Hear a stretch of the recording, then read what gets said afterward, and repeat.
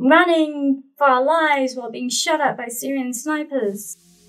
I think Islam hates us. They have done nothing except wreak havoc and terror for our faith and our religion. When we stand up to those who oppress our communities, that Allah accepts from us that as a form of jihad. Foundations of society are fragile. We must be the shepherds of our own civilization. Anyone answers either yes or no without making necessary distinctions, both are not telling the truth.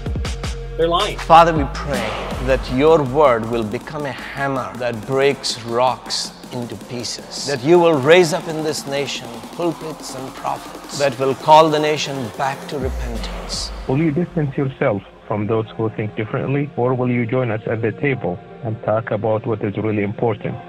This is the Al-Ma'idah initiative, conversation without compromise.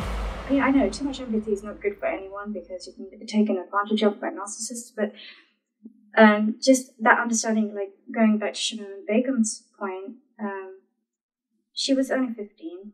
She wasn't an adult. She wasn't an adult making that decision at that point in her life. And she, like, some people get confused. They think that I said that Britain needs to be merciful, which is stupid. I didn't say that. I said she should be asking for mercy. Yes. Because when she first came out, she sounded rather arrogant. Mm-hmm. And she changed her story because she didn't have access, and she didn't know she had the right to talk to a lawyer and not answer journalists' questions. And still being in that environment where that, the echo chamber of extremism, and any woman who dissents gets, attacked, their children get attacked. And she had been stuck in that ISIS environment for several years, not learning anything new, not learning anything better, which stunted her growth. It does stifle a person's growth and openness to learn new ideas. But anyway, she was stuck there, and then she didn't know how to approach the media, which is always difficult when you first start, because you just want to get your truth out there, regardless of how people feel. But then it backfired on her because she wasn't asking England to forgive her for turning her back on British values. But did she even ever learn? And I guess a value that I learned from Islam is that, it's that whole innocent till proven guilty, but it's actually slightly different. It's if you don't know something, if you're ignorant of something, you're not, it's not punishable. So, for instance, if somebody in Islamic law, in the early age of Islam, if somebody didn't know that drinking alcohol wasn't allowed, they were exempt from the punishment because, knowledge wasn't accessible so easily about Islam and the laws and things like that. So, I think that's almost that. What I understand about British extremism is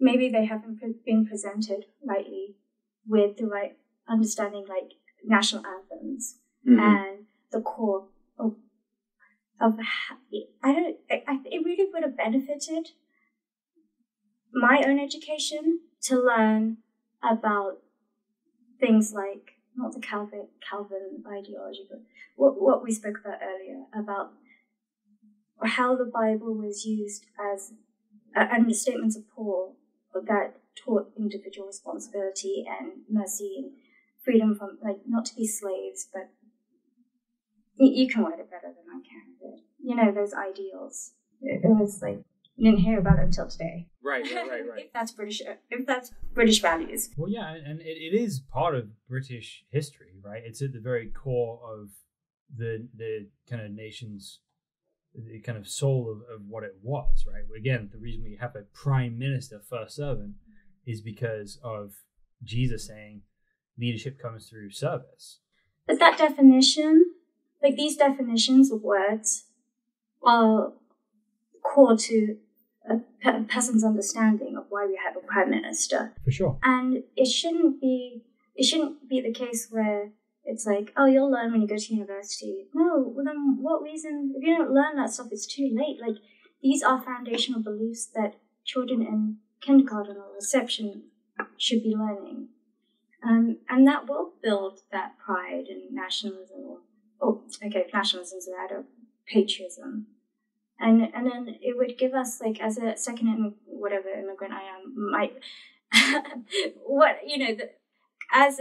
from an immigrant family living in the UK, I only understood that my relatives came to UK for financial benefit or to live off welfare. It wasn't a better life, but it wasn't the fact that they adopted British values and understood it.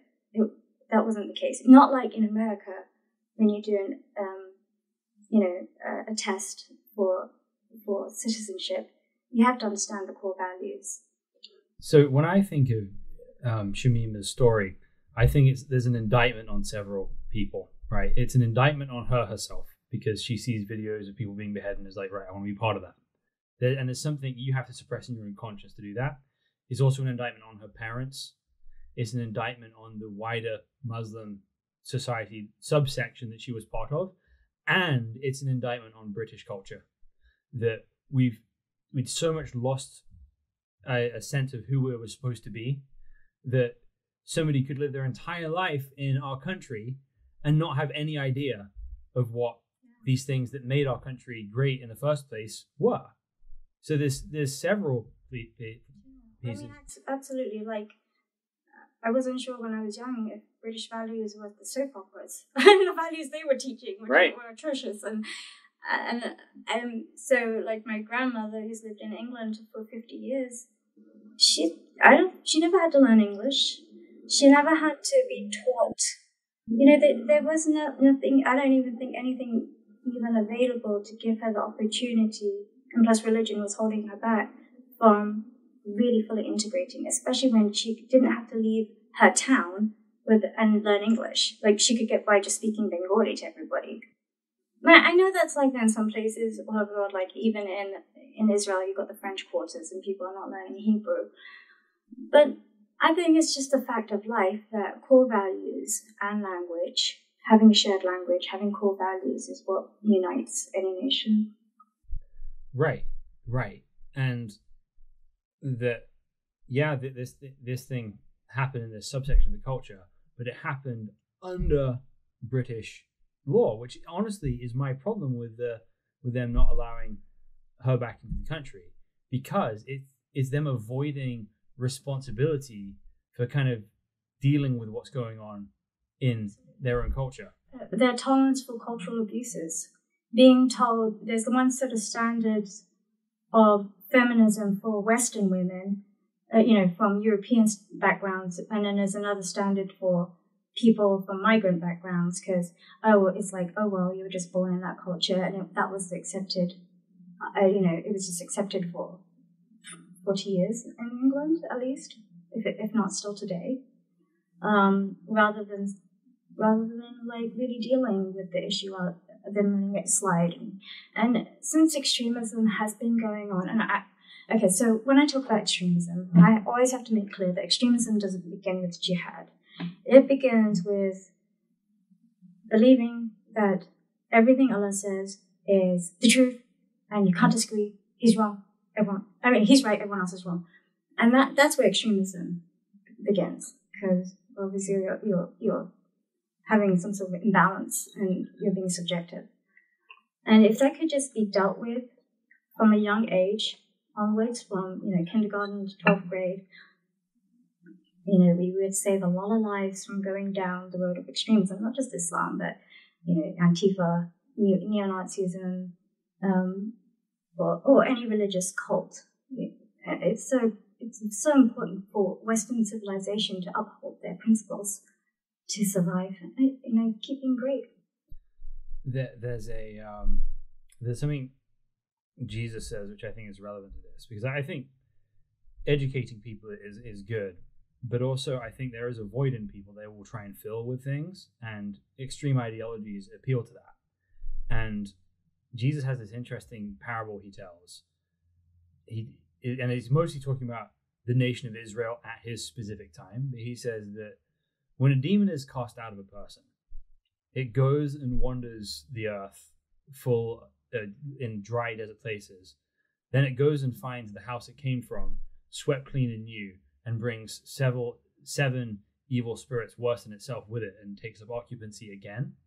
So it's like you can kind of remove certain ideas, but there's always going to be room in the human soul for something else to just kind of come back in that's sometimes even worse than what's originally left.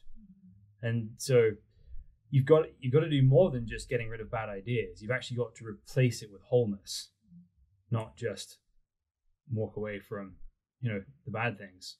Yeah, and giving back to society is always it's good for that. When I find that a lot of extremists, when they find their circle, they do go into a form of isolation, and then it becomes very us and them, and there's a good and evil, and rather than seeing the nuances and again, it's that close society that they have. But in an open society, there needs to be open dialogue. People can't ignore abuse, and there has to be people can't be afraid to question their belief systems. And that's what I had when I came to America, so I didn't have to be afraid anymore. And seeing people live more happily, and just Christianity and Judaism, I was like, man, this would have been nicer to be born into. I would have had a happy experience in England if I'd been raised into a Christian family, especially a white middle class family. I certainly would have felt more at home. But I never had that problem in the US, feeling not at home. I mean, other than wearing the hijab. But when I first came to the US in 2003, I was in a small town called College Station. And it's like rural Park, Texas, in a college town. And I was like covered head to toe, gloves, couldn't even see my eyes, dying in heat. And I would be like really upset about it and telling my husband I'm hot, and he'd be like, hell's worse. So shut it. But when people were so nice to me, even though I looked like an alien, and people were still greeting me, which I wasn't used to from living in London. I wasn't used to strangers saying hello to me. And I felt this like overwhelming kindness from small town people, whether they were immigrants who came over to study and expats, that it really opened my mind to a lot of people and love for people. Sorry, I'm just going to turn this display on so we can keep track of time. It's all good. It's all good. It's good stuff.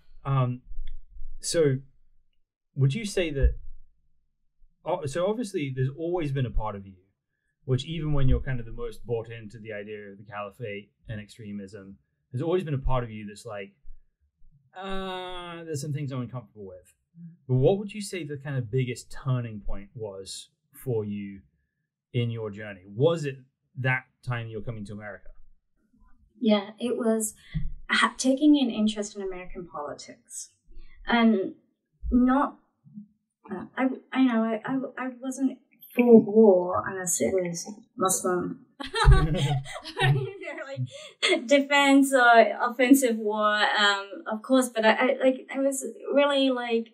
Again, I thought, well, the Muslim world has to be Muslim. The non-Muslim world has to surrender to God because God is God, Allah is God. And I don't make the rules. And I was very submissive, in that sense. My mind had submitted, but yeah, it was over a gradual time where I just, like when I was 26 and I was homeschooling, and my second child, who at that time I was less extreme than I was before with my first son, but because I had been introduced to the American founding fathers, libertarianism, freedom of speech, freedom of expression, freedom of thought, things that I really just was hungry for.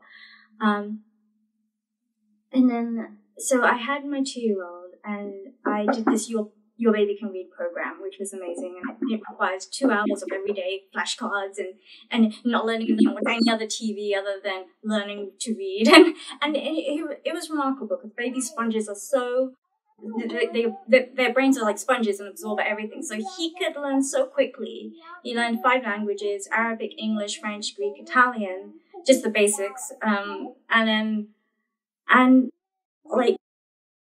I used to say this science didn't come from Muslims, yet in Islam, you have to be such an Arab supremacist.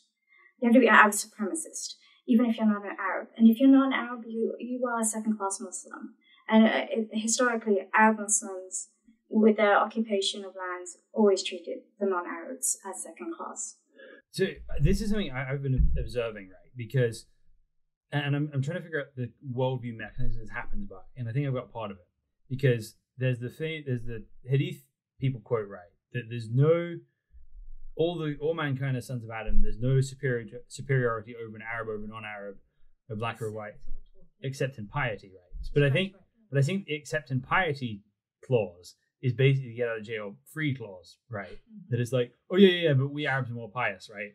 And it's more like if you're inadequate in every other way, just depend on, you can be the religious guy, the religious nut who wags their finger at everybody, and sadly that was the option I took. Oh well, I live and you learn. So you kind of have this sort of turning point. So sorry, you say it's, what year is it you come to America? 2003 was my first time, so it was right after I got married. Oh yeah, right after I got married, and then my son we left again to go to Syria. Then we came back, and my son was born in November 2004, and that was on my 21st birthday, which at the time I thought was a gift from God. All my atheist doctors in California at the time were like, "This is really creepy." I was like, "No, it's the best birthday present ever." Even though Muslims don't celebrate birthdays, but I was still a little bit westernized. Yeah. My upbringing, and I loved birthdays. So again, I had to suppress that idea in my mind. But by the time I had my second baby, I was like demanding birthday cakes. I was like, my son's gonna have a birthday cake. We're gonna blow candles. I don't care how much shirk is involved. He's gonna make that wish. Because I like, even he doesn't. I tell my son this, but he doesn't get it. He freed me from. He helped me let go. Like there were times where I had videos of Aesop's fables on, and he would watch it, and he would start praying to Hercules, because Hercules was a more fun god, and praying, like he used to see me praying, his dad praying, he thought it was funny, and even I thought it was funny, and I thought it was funny that he thought it was funny, and that he's innocent enough. He's innocent, so he's free to say what he thinks. And okay, so another point in my life, because there's always several, there's always several pushes and pulls, and you always have to have more than one reason to change your way of life and thinking. And so I came across Thomas Paine. It was a meme on Facebook, so as a mother, the only time I spent on Facebook, I wasn't recruiting people. That was my husband's job. I was homeschooling. I was very busy as a mom. And then the only time my outlet was Facebook. So I saw a meme, and I was always open to being friends with non-Muslims too, because I enjoyed the jokes. I enjoyed how they didn't criticize me for not being a good enough Muslim. Mm-hmm. And so I saw a Thomas Paine quote, and it was a cruel God makes a cruel man. Or belief in a cruel God creates a cruel man. And he articulated exactly what I had been feeling for so long. And I'm like a bit of a volcano. I'm very fiery. Right? So I have to deal with that too. I'm trying to extinguish that fire in me. But it was again like that quote of pursuing life, liberty, and pursue happiness. When he said that, I was like, I love this man. He's like, he has the freedom, first off, as a non-Muslim, to just say it as is, the truth, and it was exactly how I was feeling about Allah and Islam. Like, I know he was talking about Christianity. I don't know what his deal was exactly, but as a Muslim, it was just so alluring, and it induced like the passion in me and the drive to think I can do better. My kids can do better, and we can do better in America, because that's the place where it works. We all love those. Which American doesn't love the story of, and that's the lyrics from Amazing Grace, that we came to America. We were blinded, and then we learned to see, and we were disgraced. And then America gives so many immigrants the opportunity to better themselves, opportunities that we wouldn't get in dictatorship countries, poverty-ridden countries, Muslim countries, where they, it was just so liberating. But again, because of my views, I think that everything is within balance. And so you've kind of got the real kind of, you got a kind of journey of doubt. At what point do you think, I don't believe any of this? Can you put a year on that, or is it kind of a gradual thing? It was very gradual. Okay, so it's really hard to tell, because when after 2009, when my second son was born, I didn't even like praying. I only prayed because I was forced to pray. Yeah. I would always make excuses for missing my prayers. Honestly, I just wanted to sleep in the mornings because I was tired from nursing all night. And so when was that?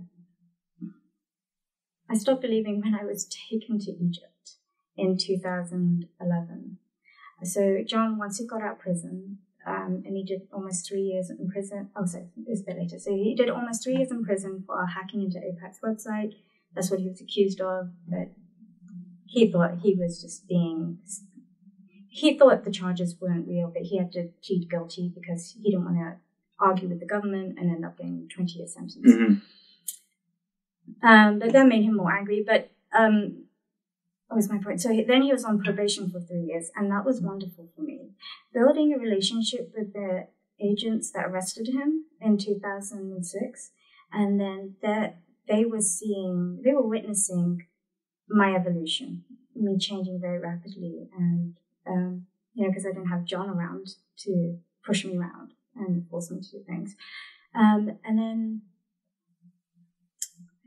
he wanted to move to Egypt because during 2008 there was economic crisis, and he was scaring me and saying, look, there might be war.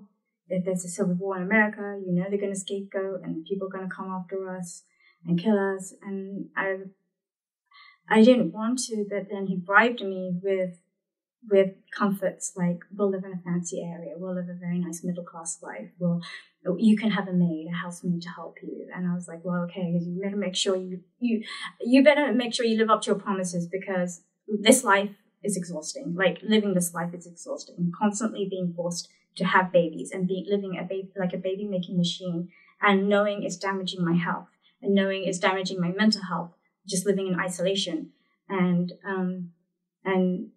just living under John, his whims. So he knew I needed help. And that saying, it takes a village to raise a child. It's so true. You need community. And since I didn't want to wear the hijab in America, and we used to physically fight about it, he thought that I was becoming too Americanized, and he thought, well, if I take her to a Muslim country, she won't feel as isolated because everyone's wearing a hijab. But I went to Egypt where it's split, and half the women were wearing it and half weren't. And I was like, and then living in a third world country that's completely broken, and seeing the disturbing things I saw, which a lot of people see when they go to Egypt, that the trash isn't being picked up, the level of corruption, seeing kids not in school, kids rummaging through dumpsters to pick up things to pay to give to their parents so they can make a little bit of money. Even finding, like, there were so many charities charities that would go around picking up babies who were dumped by mothers who, they abandoned their babies because they had children out of wedlock. And maybe I was just too sheltered growing up, but all these things were like hurting me mentally. And I longed for civil society. And I used to say to John, like, I'd rather live in satanic America, because I don't care how corrupt it is, it's still functional. And I want to live in a place that has government departments that function and use computers and have technology. And I blamed that all, since I had already said not all the best ideas come from Muslims, which Muslims love to propagate. Like, they think that They want credit for the Renaissance. They want credit for Enlightenment. They want credit for modern medicine. There's nothing they don't want credit for. But it's just not reality, you know. And I could see through that. And I could see that there was so much that we, as extremists who are against modernization, were benefiting, just like ISIS, benefiting from technology made by non-Muslims who weren't restrained in their way of thinking and constrained from being creative. And also the aim of the game wasn't to live like 7th century Arabs. So, you know, I was like, give credit where it's due, you know? So Egypt happens, and then right after that, that's when you move to Syria. So we went to Egypt because there was no government, and as it's common knowledge that radicals thrive in chaos, and that's what John wanted. He didn't want to be watched by the authorities. He felt like he had more freedom of speech in Egypt online with his blog and all his Caliphate preachings, and then which he couldn't do when he was on probation. Plus, while he was on probation in America, I had a lot of, like, I would threaten him. I would be like, you step out of line and I'm going to tell your I'm going to tell your probation officer. The parents never believed me whenever I told them how abusive he was. And they didn't want to think negatively. It was a problem. Because I was an outsider. So he wanted to get me out of America because outside of America, in a Muslim country, I have no rights. And no one's going to look out for me. So he can isolate me and treat me badly. So, and I have a funny saying that the best time of my marriage to John was while he was in prison. Because I had room to grow and be. So it was hell. And then the coup happened. The military coup happened. Morsi fell. Sisi came in charge. He had a crackdown on anyone that seemed like a Islamist or a spy, or, you know, there was a lot of scapegoating and people being rounded up as being supporters of the Muslim Brotherhood or Al-Qaeda. And so we were pretty fearful that time because we were living in Nasser City, right where all the protests happened, where they were being shot, the people were getting burned down in the local mosque right down the road, and we had choppers shooting, and it was really disturbing, you know. And so many times when I've been in situations where like that, I would be like, I can't believe this is real. I can't believe this is happening to me. I was born and raised in England. Why am I here? You know, how did I get so lost? And being that wayfarer, traveler person that Muhammad said was a good thing to do, like travel the earth, and if you die in the process as a muhajir, someone who travels to either spread Islam or seek knowledge, you're going to die a martyr. So, but I always felt lost as a result, and I didn't know where home was, and that's not a good feeling because home is where the heart is, and I was just so misplaced. My heart was in America the whole time because it's like the place I wanted to live from the time I saw it, and I loved the people. So, but I also loved Syria, the cult, you know, it was fine. I just didn't speak. It was just different. Anyway, so when the coup happened, we needed to escape. Like, all our expat friends were leaving Egypt. I know some academics say we were there, we didn't leave. I was like, yeah, that's because you were an academic, and CCU didn't care what you were doing. You may have been British, but you weren't. You first off, you weren't an Islamic sympathizer, and you weren't a spy. So there was a lot of, like, we didn't have the money to leave Egypt at that time. And so we had to bargain with his dad as to where to go to leave Egypt because we weren't going to come back. We couldn't come back to America because of John's reputation. Because, you know, the FBI had been following him for over a decade since he converted in September. He converted to Islam when he was 17, directly after September 11th in College Station, where he was heavily influenced by Saudi Salafi imams. And, you know, he had a lot of white privilege in being a white convert to Islam right after that time. Because for the Muslim community, especially when they felt very ostracized after September 11th, and then you had a lot of expats who were studying at college who weren't religious in their home country, but then they came to America and they missed what they perceived as good morals and good behavior, and the culture shock of liberalism was too much for them, so they sort of reverted back to the Quran, which united the community of Muslims. And so he embraced them, and they just showered him with money because they had money. I mean, first off, you've got to have money to even come here and study. Mm-hmm. And the Saudis were made of money, and they were religious, and they loved this white boy who was like this whole. They loved his story because they felt like, wow, you're not some deadbeat white trash. You are from a upper middle class family, the son of a doctor, the son of a colonel, the grandson of a general who was a national World War II hero. So he came from good pedigree, I would say, and they loved that. And he was articulate and smart, and he picked up Arabic super fast. Like, he could read dictionaries and memorize them, which he did. And so they just showered him with money, and they gave us all the money we needed to travel to Syria and go from there. And so we did that. And so he converted that way. Could you... So this is bringing to Syria, right? So so after Egypt, your yes, father-in-law compromised. I didn't want to go back to the Muslim world, anywhere near the Muslim world. I wanted to go to Greece because that's where his family's originally from, Crete.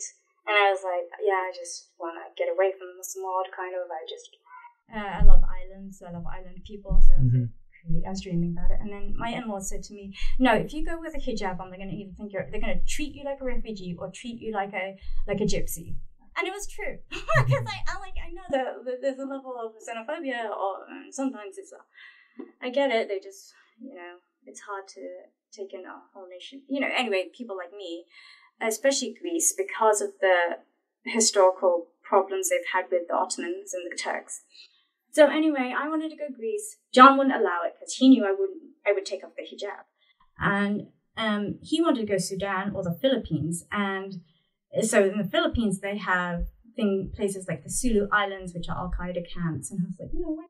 Because I know they're going to take... I have so few rights now, they're going to make it worse. As nice as East Asians are, I just knew it was going to be difficult. Abu Sayyaf were in charge. He was friends with that Marlboro. I'm just imagining people with Al-Qaeda's ideals, but they're just kind of like friendly Filipinos. Yeah. He says, I'm sorry, babe, you have to wear the hijab. I'm sorry, but... the culture is terrible with all like the texting, talak, and that's it. So you're divorced. The woman's divorced. It's very unfortunate. Anyway, so John's dad wouldn't pay for plane tickets to go to the Philippines or Sudan. And I didn't want to go to Sudan. It's too hot. And I was like, okay, Khartoum, I'm trying to see the positive side, but I don't want to do it. So the compromise was Turkey, because the logic was, or the reasoning was, Turkey is close enough to Greece where we can still be in touch with his family because they visit. We used to visit a lot. And so I bought into that. But I knew that also for years, since 2011, John had been being pressured from fighters in Syria saying, we need you. Come, join us. We're here because of your propaganda. Come join us. And then I would be arguing with him, like, leave him alone. He's a family man. I didn't marry a mujahid. I married a scholar because I need him. I have kids. And so he had a guilt complex, and a lot of it was him just trying to prove that he wasn't a hypocrite, avoiding the battlefield to save his brethren. And we were all very, who wasn't disturbed by what Bashar Assad was doing, butchering his nation? But I didn't want to die there. I didn't even think it was, it's not my country. It's not, I love the people, but I wasn't ready to die. The last thing I wanted to do was bury my children alive. And that really shook me up. I would read articles about mothers who lost their sons through the rendition program, and how they would find their sons starved to death, tortured to death on the cell floor of some dirty underground prison. And I was like, God forbid, I can't handle that. And I used to get sick and tired of Muslims always telling me, God doesn't burden a soul with more than it can bear. Well, and yet I knew that I was so mentally unwell and so mentally unhappy that I used to say to John, not only did John make me want to commit suicide and make me not want to live each day, but and the religion was a huge aspect of why he was that way to me. That I also felt like I should have been in a mental home, like a mental institution. Like John used to say, because he always saw me as such a fitna, he saw me as such a hardship because I wasn't the submissive wife and I'd grown more. The more angry and crazy I got with him, the more I'd fight him and argue with him. And so he wanted to divorce me, but he couldn't. And he would always say, go back to England, go back to that loser country, go back to with your loser dad and your, that miserable state that I took you out of. And I couldn't. But yeah, so that's why so what we did is we went to Turkey and I was living in Istanbul, of course, but it's expensive to live there. And he said, we can't afford to live here. We have to go to Antioch. It's like, cool, I hear there's nice beaches, and culture, but then, I didn't know where I was going. And we had, these Nokia pay-as-you-go phones because we didn't have iPhones back then. And it was like you had to get a different card for each country you were in. So, and he had the phone. I didn't get the phone. I had the babies and I was pregnant in a stroller and, my hands were full. And that's pretty much how our marriage was. I had no money. If I had money, he would take it from me, even though that's not allowed in Islam. You're not allowed to take the woman's wealth. But of course, every Muslim man, what Muslim doesn't bend the rules to suit them? Mm-hmm. It has to be somewhat convenient to them.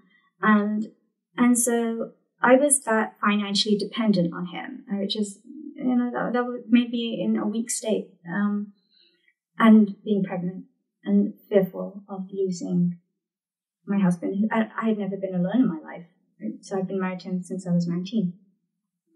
And then so he kept taking us east and I didn't get it. I was like, where are we going? And he was like, don't worry, I'm going to take you to this nice place. It's a historic place where a Qadi, Islamic judge lived, he would give me some history and I'd be like, oh, okay, sounds fancy and nice. And it was nice, but as if we were touring, because John even told his dad, can we have enough money so we can tour the place?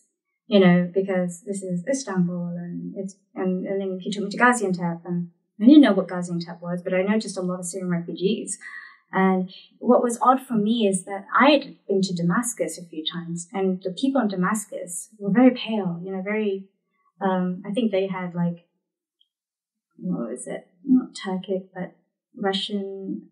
Anyway. Turkmen? No, there was a Russian empire that came to Damascus and killed all the men and raped all the women, which whitened a lot of their complexion, which they loved. But I didn't travel a lot outside of, I never went to Aleppo, and I didn't see that there were a lot of different looking Syrians. So when I was there, I was like, I don't even recognize these people as Syrian. They don't look like, it's not racism, but I just wasn't familiar with them. And then he ended up putting us. One night we couldn't get anywhere to stay because we didn't have the adequate amount of money that we needed wired to us from Egypt. Somebody was supposed to wire us money. He always had, as like this figurehead of jihad. A lot of Europeans and Arabs would give him money to support us, as well as he was also a translator for the Ministry of Endowment, which was the Fatwa department of Qatar. So that also gave him the credentials to be taken seriously, to understand, he understood Islamic law like the back of his hand, and his Arabic was superb. It was better than Arabs. He could come up with Arabic poetry in classical Arabic off the top of his head, and he could do that, rap battles and stuff. Mm-hmm. He could do that, and because he was a poet too, and he was a really good academics from Harvard and Yale have recognized how good his Arabic was, and.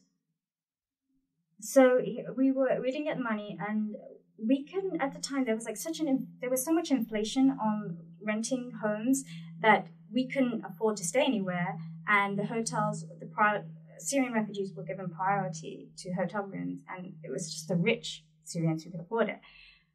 So we ended up going to a hostel, and I wouldn't sleep inside the hostel because it was like too apparent for my dignity and ego, and I was like, I am not a refugee, don't turn me into one, and I was saying stuff like that to John, and I was infuriated, and it was 2:00 in the morning. We're in this strange place. I have no idea what we're doing. I was being stubborn and breaking down, and then 2 a.m. with 3 children, pregnant, and stroller luggage. It was weird. It's like suddenly a homeless person.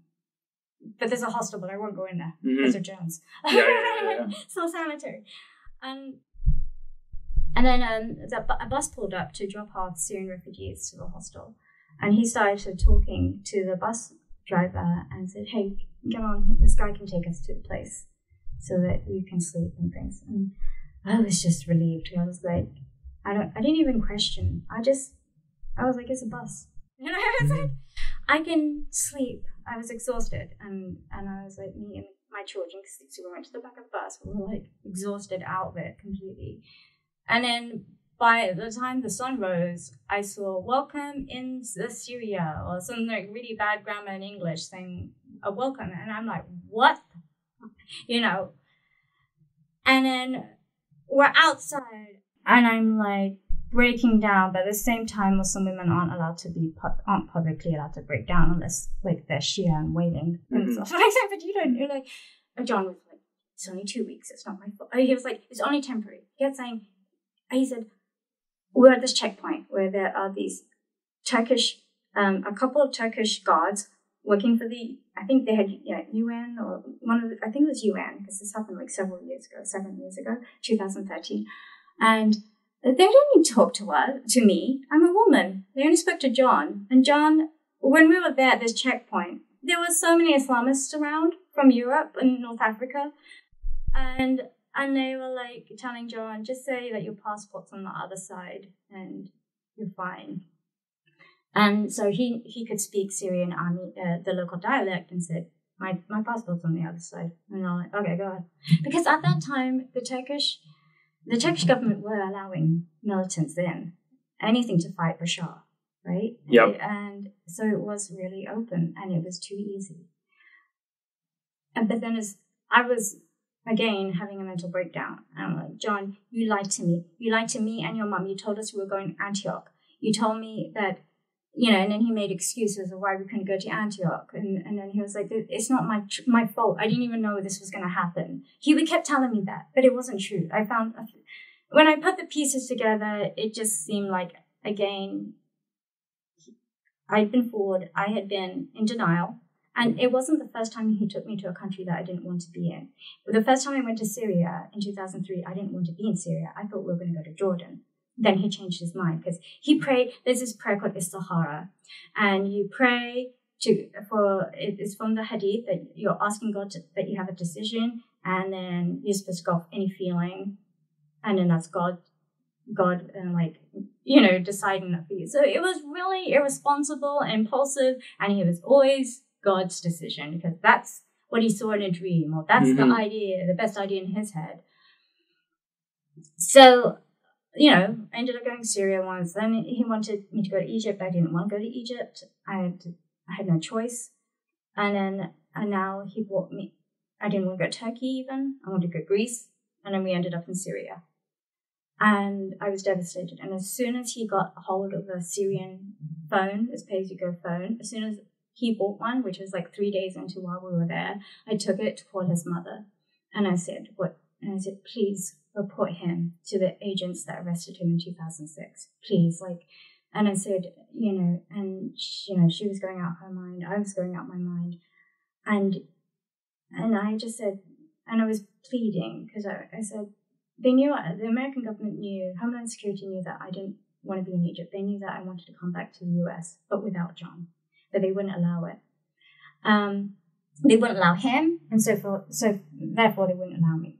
And even though I had American kids, but still, and So once I got to Syria, suddenly I became of some value because I was seeing things, and not only that, but the American government and the agents that I knew were very compassionate people, and they were always worried about me, being with John, and now John released, and the agents were worried about what John would do to me. And so I said to them, you're not going to just have one American terrorist on your hands, but my biggest fear is he's going to make my kids into terrorists, and I'm going to lose them, and they're Americans. So I had to use that card, the American card, please take care of your own, because at least my kids, and don't, of course, don't separate me from my kids, but knowing very well that I was pro-America to an extent. I love the people, I love the values, but I wasn't necessarily, I was against the wars because it's hurting the people. And I was against, there's some conflict, but they let me in, and they never couldn't charge me for anything because they know that I was forced and exploited. And okay, I don't want to play the victim card, but I was in such a weak state that I didn't get to make any decisions in my life. That was my decision to say I've had enough of Islam and Islamic politics, and luckily, John being of American descent and Christian background, it was just well known among all our friends, Muslim friends, that he treated me more nicely than, say, the Pakistani or Bangladeshi Muslims or Saudi Muslims, how they treated their wives. Because they were born into misogynist cultures. And John was only, to an extent, the church, the Greek Orthodox Church, was a slightly misogynistic, which stemmed and grew into Islam, his idea of misogyny. But he treated me more nicely than how my friends were treated. Yet still abusive. And then so he helped me leave, and he helped me and the children. But that leaving Syria after 3 weeks, because the roads were blocked because of infighting between the FSA and the Muslim militia in that town of Azaz, which is right on the border of Syria. And what helped my case was that I reported him as soon as I got there. I didn't wait 6 months down the line. I didn't wait until ISIS came about. I just wanted out. And so that really was on my side, that they could see that, she doesn't want to be there. Otherwise, she wouldn't have called us for help. And so he helped me, but that meant arranging different human traffickers along the way. And then I never knew it was I thought leaving would be as easy as coming out, but after 3 weeks of blockades and very little food coming in because of the blockades, food trucks weren't coming in from Turkey because of the fighting. So there was no water, there was no running water, there was no food. We were eating shawarmas and eggs and no electricity. Staying from each week, 3 weeks I was there, moved 3 times, displaced squatters, basically. And oh god, it was a living nightmare. But crossing the border. Didn't know that I had to run through landmines, and I only knew there were landmines because there were warning signs beware landmines here, landmines there, sorry, and then you have to run. And then the other Syrian refugees were telling us, okay, go this way, run, you have to run 2 miles this way, and then you've got to go through the barbed wire. And we were dehydrated because I thought John had the water, I didn't have the water, because my hands were full. We had no drinking water, so the Syrian families were so sweet and then gave my kids water. They shared their own water. And I wouldn't take it because just feeling guilty, and even though I was pregnant. And it was really hot weather too. It's beginning of September, so it's still really, really hot in that part of the world. And it felt like desert weather, but it's not like a desert in Saudi Arabia. It's like thorny bushes that grow in that kind of climate. So we were running, and I was wearing Keen sandals. So I never knew that I was going to be running, so I didn't have running shoes. None of them. We were wearing sandals, and I didn't know I was pregnant, and then running for our lives while being shot at by Syrian snipers and from these towers, and all the confusion and the panic and the shock, and my kids being scared and running for our lives. And my 8-year-old thought it was fun because he thought it was computer game, like a fun video game. Yeah, I think James would too. Yeah. And so it's very exciting for him, but my 4-year-old who just turned 4 was like, Mommy, why are they trying to kill us? And I'm like, they're not. They're just trying to scare us. I didn't know what was going on. We got on the truck. It was full of Syrian men. You know, after climbing through the barbed wire, which the nice Syrian gentleman helped me and my children through. And then I got on this truck. John gives, and we're on the Turkish border right now after getting past the barbed wire. And then John could have come with us. And I begged John to leave with us and stay with us because I didn't want to be a single mom. I was so fearful of that. And he wouldn't. And he was like, well, it's your fault because you reported me. They're going to be waiting for me at the airport. That was just an excuse, though. Whatever. That's his way of justifying it. And he gave $200 to the driver and ran back while bullets flying. Didn't say goodbye. We never had a chance. It was so fast. And I'm like bawling my eyes out and having contractions from dehydration. And so eventually I didn't realize, none of us did, but the human trafficker truck couldn't go near the bus station, which he had promised John to take me to because he would get arrested. So he left us in the middle of nowhere, and I didn't know which way to go. And the Syrians all knew, but they went their own way. And so we were left on this dirt road that was very hilly, and I was just crying my eyes out. And my cell phone was still working at the border, and I was just cursing John and like, I'm going to see you in hell, you mother, blah, blah, blah. And, you know, I was infuriated. And then a guy on a motorcycle saw us, you know, in distress, and that was really scary. But he was like, we couldn't speak the same language. He didn't speak a word of Arabic or English, and I didn't speak any Turkish. But the only word I could communicate was the bus stop in Arabic, which I can't remember the word for anymore. I think it's mehtab. Anyway, so he understood, and he said, like, using hand gestures, said he'll take one of my kids at a time and come back.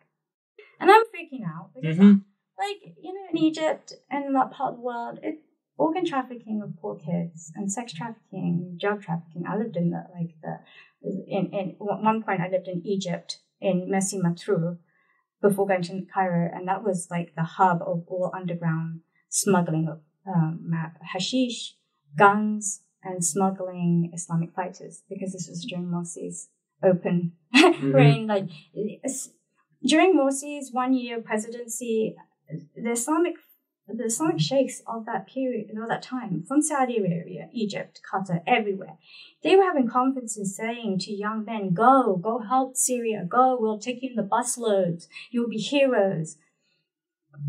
So that was the environment we were in. We didn't know one single Egyptian family that didn't have a family member that went to Syria to fight. One zealot who probably couldn't find employment and thought this is his way of making a good name for himself or being a hero. So anyway, so I'm on this truck and I get left, and then so the driver, the motorcyclist, who's a stranger to me, and I had no choice. Like, it seems really crazy, but I had no option. And then all I could do was just pray that they would be safe. So he took my 8-year-old and drove off. And my 8-year-old had a backpack. And then they drove off. And then he returned, took my 4-year-old, and then went. And I'm like walking, trying to follow as much as I can. And then came back for me. And I've got the stroller and I'm pregnant with 2 rucksacks. And of course I wouldn't sit on his motorcycle because I hadn't been close to a man in like 13 years. That was like not the etiquette. So he went very slowly and I walked all the way, and then I found my kids there and I wanted to kiss the ground. I was so grateful they were alive and we were safe. I'm curious. So you said you kind of really stopped being Muslim once you're in Egypt. So at that point, who are you praying to? So I was just faking it, a lot of it. So my prayers were but for your kids on the bike, right? Because it's not like... Oh, yeah, still praying to Allah, but also hating Allah. Like, blaming Allah for everything, for the religion, for the politics, for why my life had shattered. You know, I married an American to do better, not to be in this situation. Talk about being opportunistic, right? But so I got to the bus station, and then there was another human trafficker guy who was in the business of taking people from different places, and he had been paid somehow. Oh yeah, I paid. Sorry, I always forget that. So I had to pay him €60, and him and his wife drove me a few hours to the airport. Well, I don't know how long it was. It felt like hours. I didn't even have a watch. So they drove me and the kids. After we went back to the house, he was an extremist, but he was under disguise because he looked at me with complete utter disgust for not wearing the full Islamic garment. In fact, even when I was in Syria, the militants were, as soon as I got there, were like, "You've got to cover. You tell your wife to cover up," and I refused.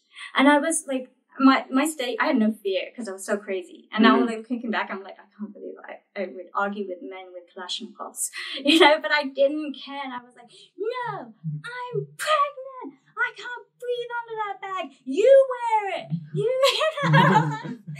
And it was embarrassing for John. And even my 8-year-old was like, oh, Satan is controlling her again. Poor mom, But that was me crying for help. That was me as a broken human being at my weakest point, that I didn't even care if they were going to kill me.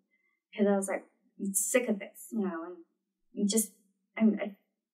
I feel like my kids deserve more. I feel like I deserve more respect as a human being. So anyway, it was really difficult, which is why John was happy to get me out of that situation, and he wanted a nice, obedient wife, and which he replaced me with after a month of leaving. Then, so by the time I got to the airport, Gaziantep, I flew to Ataturk, not Ataturk, where was I? Istanbul, sorry. It is Ataturk. Ataturk's the name of the airport. So I flew to Istanbul, was in the Radisson, got treated like dirt because they didn't like that we were all sick. We had gotten sick from Syria, which is pretty normal. If you get to any third world country and you drink water, you're going to get sick. Mm-hmm. So we all had weird infections and severe dehydration. I was pregnant. I started losing amniotic fluid, and I was really afraid I was having a miscarriage because it was the worst pain. The pain at this time, and I was 6 months pregnant, felt as bad as labor. And I remember being at the hotel crying to my then father-in-law, who's a doctor, and just crying to him because of the pain. And then he was like, "What do you want me to do? What am I supposed to do for you? I'm not coming to Turkey." And I was like, "Just tell me I'm going to be okay because you're a doctor." It was hard for all of us. He was crying, I was crying. But so I was rushed to the emergency room, had a IV, but I had to leave my kids in the hotel, which is really scary. And I don't trust Turkish hotel workers. Well, the problem is I was told that a woman would watch my kids. And when I came back, 6 hours later from the hospital, because I refused to stay there because I had to get back to my kids, and their ages 8, 4, and 1.5. When I got back, I saw a young man there while they're sleeping, and I kind of freaked out. Being the protective mother, the overly protective mother that I had been, I was like, I don't think I even thanked him. I was like, "Okay, you can go." I was so offended. Where is the woman? I wanted a woman to take care of my kids. So then my in-laws, my former in-laws, called my parents in England, who are very familiar with Turkey. They won't travel to America because they are so against the American administration. And she asked them, "Please, can somebody go? Tania can't even walk." When I came out of hospital, first I was in a wheelchair, and then I was crawling on the floor to move. And because all you had been doing is vomiting, and of course the hotel were mad because even the hotel we had to come clean the room was like, "This is not a hospital, this is a hotel." And they didn't even want us to go eat in the restaurant downstairs because I had children. It was more of a business hotel. I couldn't even understand why. My in-laws didn't know any better, but their friend told us to go there. So it was really hard, and then my family all said no to helping us, even my children, you know. And then one of my sisters, who's a couple of years older than me, she did it for my mother-in-law. She always wished she had married the American family and lived with non-Muslim family and stuff. So she didn't do it for me or my kids, but whatever her reason, she did it, and she had to help me, you know, in a wheelchair, get back to the UK. And the American government said, you can only stay in the UK for 14 days, 15 days, and then you have to come back here because we need to know everything in detail, what happened before you start forgetting what's happened, you know. And I understood. But then when I got to England, I hadn't spoken to my family for like 10 years. Not because I didn't want to, but they wouldn't talk to me. They said I was too extreme. And then by the time I got back to the UK, like as soon as I got to Turkey, I took off my hijab and I never prayed again. And not prayed that way. Occasionally I need to pray, but I don't bow and say Allah is great because I don't believe it. And I wasn't being forced anymore. And so as soon as I got there, my mom would be like, go upstairs and pray. And I'm like, I'm 29 years old. Don't you dare tell me what to do. You know, I'm like, stop treating me like I'm 14. And, you know, so that's how bad our relationship is. We very much just throw each other under the bus, sadly. And because it's always been a very unloving, unforgiving, hostile environment. And but they wanted me to stay because they were really afraid of losing control over me again. And now they saw me as not being religious anymore. I wasn't the fanatic. They had become religious especially after September. I mean, I don't know, 7/7 or something. There was from the BNP, how the BNP had morphed into EDL in a working class neighborhood like Barking. It had made everyone super tribal and against each other and cling on to their roots. So my family living in East London had become more Islamic. Now they're watching the Islam channel and praying and doing Hajj. And then I had done a reverse where I was like, this is a really chauvinistic, misogynistic religion and I really hate this. It's ruined my life. And I was telling them, and I was like, I'm not going to pray. Like, I'm sick of this, you know? So we reversed. Yeah. And then even the case where I was for 5 months after leaving John, I cried every single day. I cried, and my neighbors could hear me crying every night. But then after 5 months, it's like I ran out of tears. Once my baby was born, my fourth, I was just so mad. I was like, that John hadn't been there during my pregnancy, that he didn't acknowledge that I just had a baby. Because I'd still been talking to him to get information out of him. So I was just using the excuse that, yeah, you need to talk to the kids because you're like, Dad, I'll let you have that. But it wasn't. I wouldn't have had anything to do with him otherwise. Mm-hmm. And, you know, he didn't call me after having the baby, even though he knew when my birth date was, the delivery date. And it was because he had just gotten married 2 weeks beforehand to a Syrian woman who was from Quraysh tribe and Hashmi, and as if that meant something and as if I should be jealous. And I was like, and the first thing I told her when I met her online was, I feel very sorry for you. I'm not jealous of you. She always like be jealous. Mm-hmm. I said, I'm not jealous of you one bit. I feel pity on you because you have to be married to him now. And she was shocked by how, even like how online, when we would talk videos, how I would like reprimand John. I was so angry at John. I just say whatever I think. But she was in an environment where women don't do that. And she was like, I can't believe she talks to you like that. And I'd be like, you better get used to it because you're going to feel like how I feel one day. And so after 2016, at the end of 2016, The Atlantic got hold of John's identity. And they had figured out that he was the voice of Dubbock magazine. Also because other people who'd been arrested had reported this to journalists and you know, previous friends I know that are now dead or in prison. And, you know, they were talking to journalists on the sides. And the journalists always wanted to know who the American-British Mujahideen were, who were those guys, ISIS. And it's funny because apparently Australian ISIS members were not sexy enough. But I was like, I think there's like... Good day, mate. Prepare to submit to Allah's rule over the earth. I think there's a difference of opinion of that, because I think Australian men are, like, wonderfully hot. I actually have a funny joke that I tell people, like, when I first came back, because it's egotistical, but it's funny, right? And it's kind of justifiable. So I would say to people, especially only to Australians, I made this joke up for them, and I said, I talk like a British person, I think like an American, but I'm hot like an Australian. And then they just loved it. I was like, yes. But anyway, that was with me joking around, because I could. So he stopped talking to me once he was, exposed whose identity was. And I think that was only because whoever was in charge of him, the department of Dalbeck magazine, had said, you've got to stop because information has been leaked and this is going to jeopardize I knew that John would never talk to me on his phone. He would write messages. Well, we did at first when he had internet home, and then with all the drone attacks, there was no internet.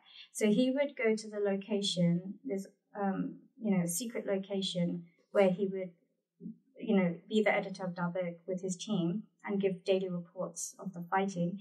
And he would write it there, put it on USB, and give it to his wife to go to the internet cafes to send it to me. And I was like, you piece of chicken shit. You send your wife to the internet cafes where drone strikes hit every single day, but you won't go. Sending your current wife through drone danger to message your ex-wife to message your children. And to convince me to come back because he still loves me. And, he was so delusional. Thinking, and when I would say, no, wait, I would never go back to you. I would even joke and say things like, okay, if I go back, can I marry your hot German friend? And he would just blush, and his friend would blush, and because his friend would be listening in, and that really is the kind of personality I've always had, But that also made me charming to the brothers. They thought I was cute. And then other women were so shy, and I didn't even I didn't have that in my DNA at that point, So so what happened? So he stopped talking to me, and then just moved on. I had to survive. So one thing that we've kind of talked about to some extent already is this idea of these ISIS brides, and is redemption possible?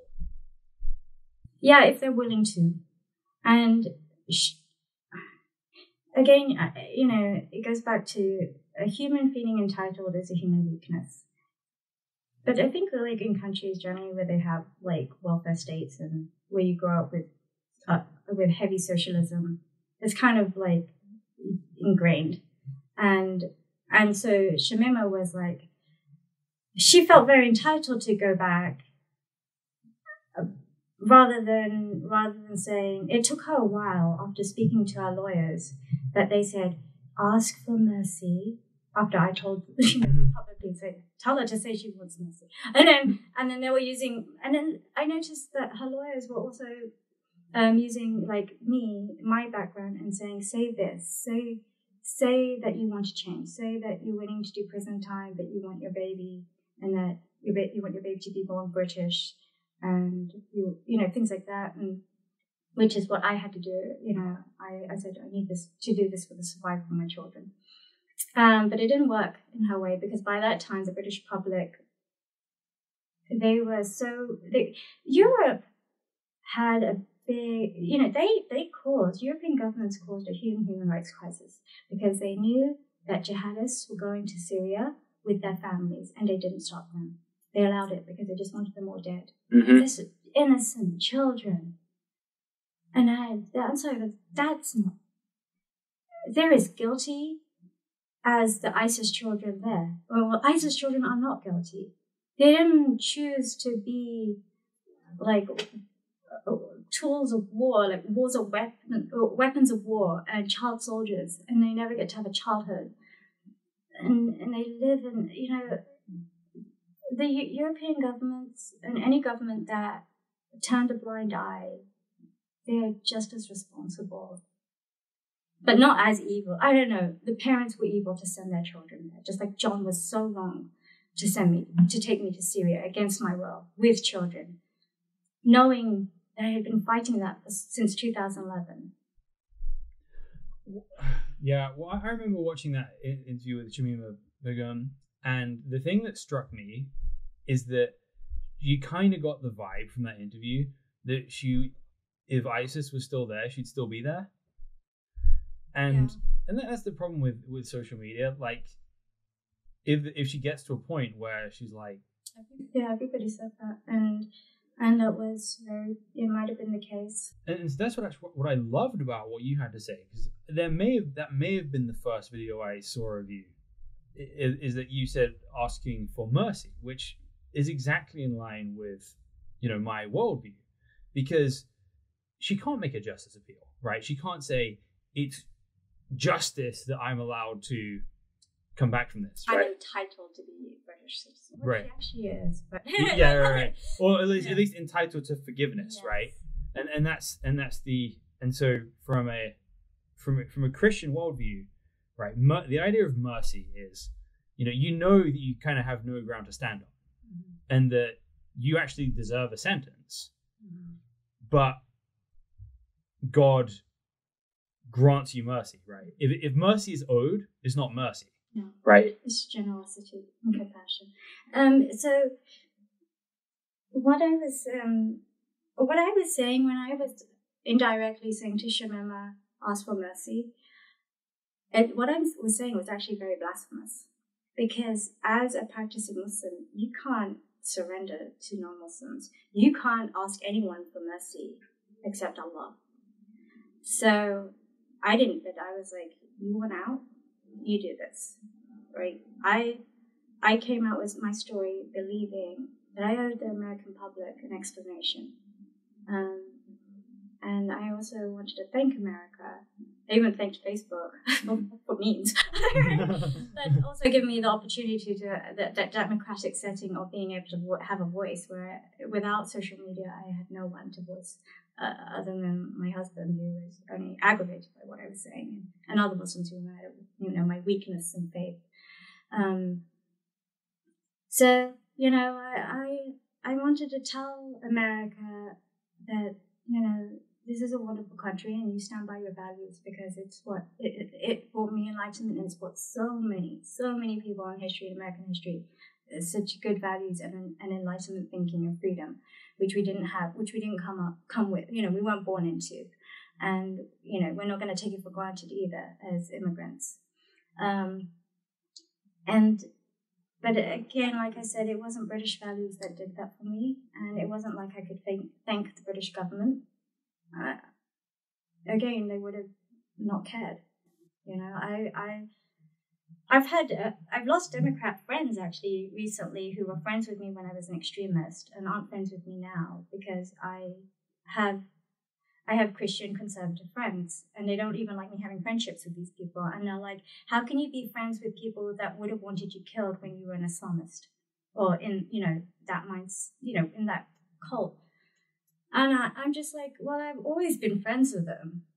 And even though that's what Islam wanted, and they knew it, like in these forums, John's forums, and when he would talk, he would convince gay people, Christians, all this stuff about the jizya and how it's a great thing for, and it's more libertarian than libertarianism. And because with our understanding of Islamic Sharia, there was only like less than 120 rules.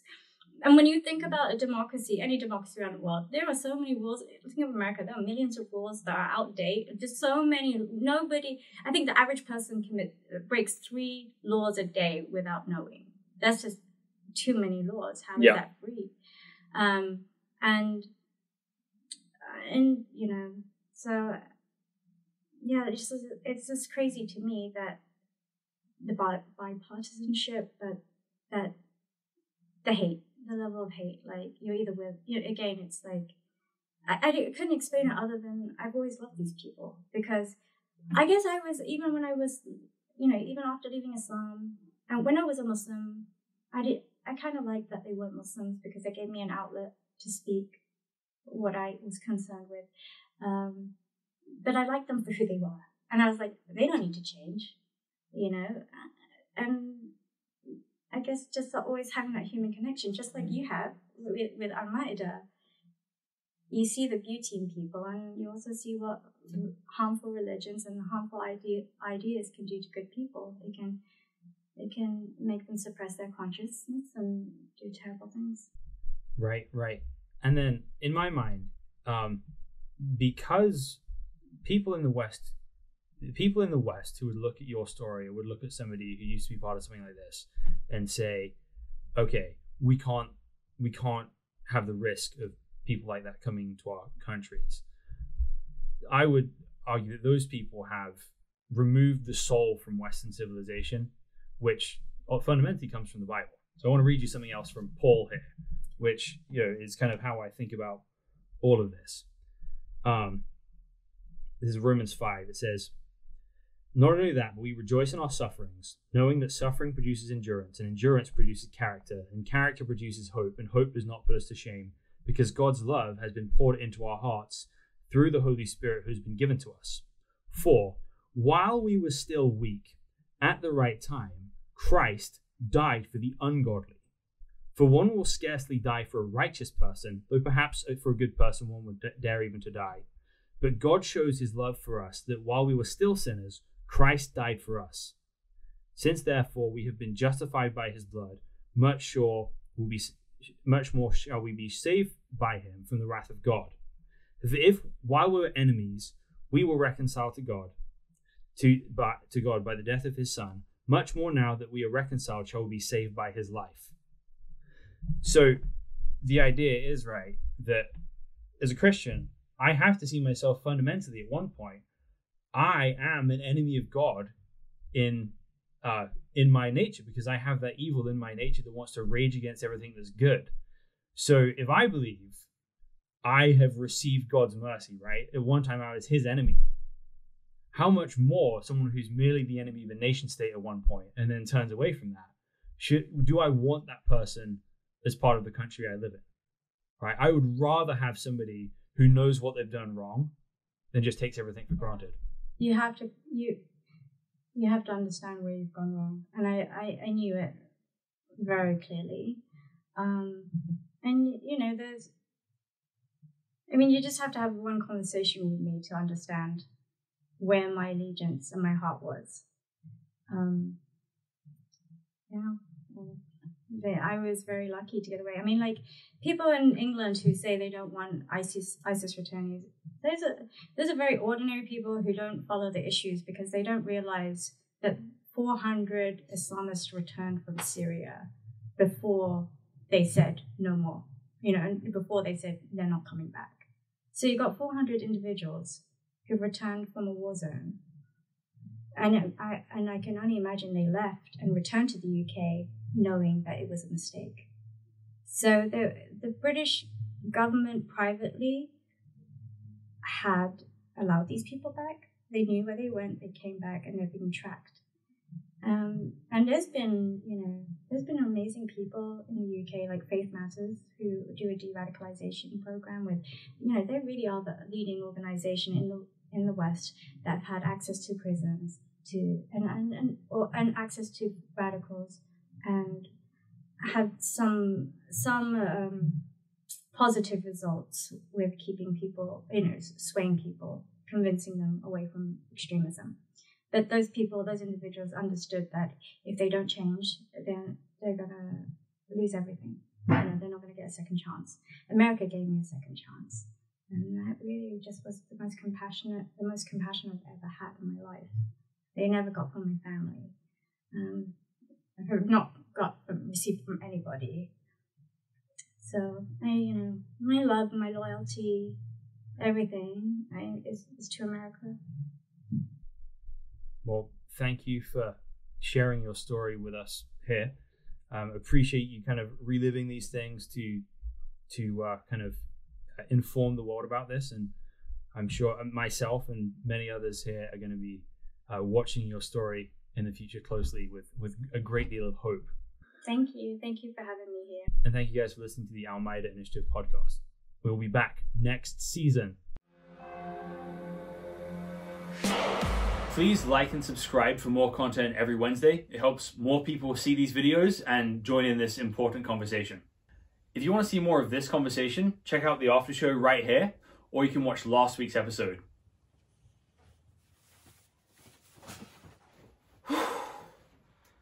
This British guy costume is really hot. Can you bring me some water? على فكرة احنا اسمنا المائدة يا اخي، جيبونا اكل حاجة، جيبونا تميز فول يا هو.